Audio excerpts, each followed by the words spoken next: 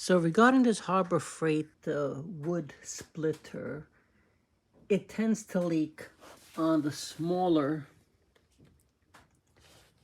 pump. There's the larger one on the left side if you're looking at it this way. And this one tends to leak, and that's because the seal is too small. I believe it's a 12 millimeter. You need to replace it with a 13. So this is the one I got from Amazon. They're green, so you can't miss it. This is the information that comes with it. Take a snapshot of it so you know which one to order. But I'm going to show you how to replace it. It's not that difficult. It's a good idea to put the chopper splitter on its side with this up towards you so you don't lose too much fluid. Because if you stand it up or put it on its back, you're going to get a lot of fluid coming out. So this one's minimal. So the first thing you got to do is you got to take this clip out here. This is the clip that holds this bolt here. All right, whatever, it's a pin actually. So you got to slide that out. You got to get a needle nose and get behind there, pull it out, straighten it out. Then this comes out, this whole thing swivels out of the way, and you could just pull this right out. Okay, I'm going to do that now. So it's a good idea to stand it up in order to take this out, which is behind here.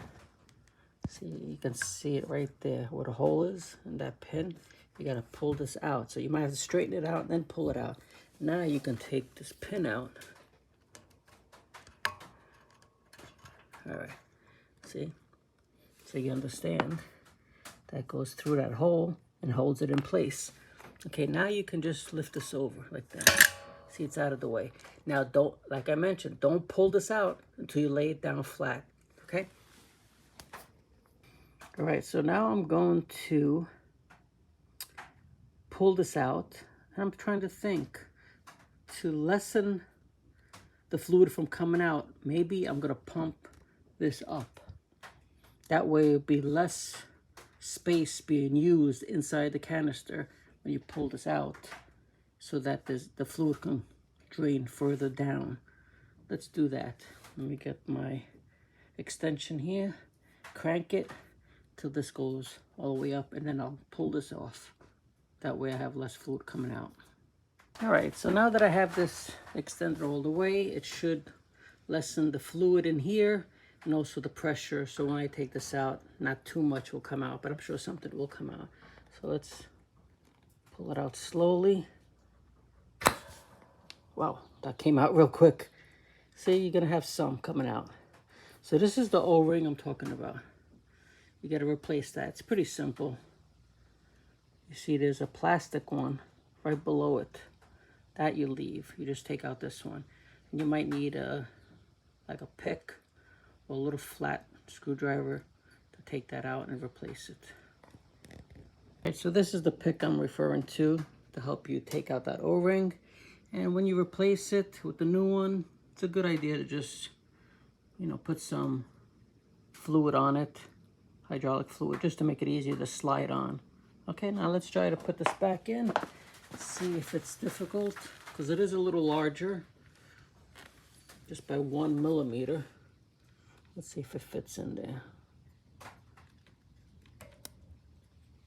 All right, I'm gonna have to persuade it a little bit. I'm sorry for the camera work. All right, it went in. I'm surprised. It did go in. All right, so let's see. Am I gonna reach? Nope, it doesn't reach yet. So that means I gotta push it in some more. Ugh. I'm gonna have to persuade it. I'm gonna have to get a rubber mallet and hit it down a little bit.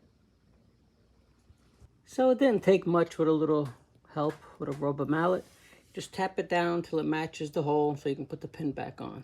Stand it up, put that little retainer clip, and it should be set. And we're gonna test it out and see how much better it works. Okay, so the right one is the one I've replaced. As you can see, it's pumping. It wasn't pumping at all. So now between that and this one, if you alternate, you do 2 hands, it'll be much better. And this will be your problem solving. Change that O-ring. Now, one thing I want to mention so you don't make the same mistake, do not use brake cleaner, which I tried to do to clean off the excess hydraulic fluid that dripped. Didn't realize that that's not good for painted surfaces, and it started peeling the paint. But it's not causing any damage. Gives me a chance to paint it a different color. Alright, I hope this helps you out. Thanks for watching, and good luck with this, and be safe.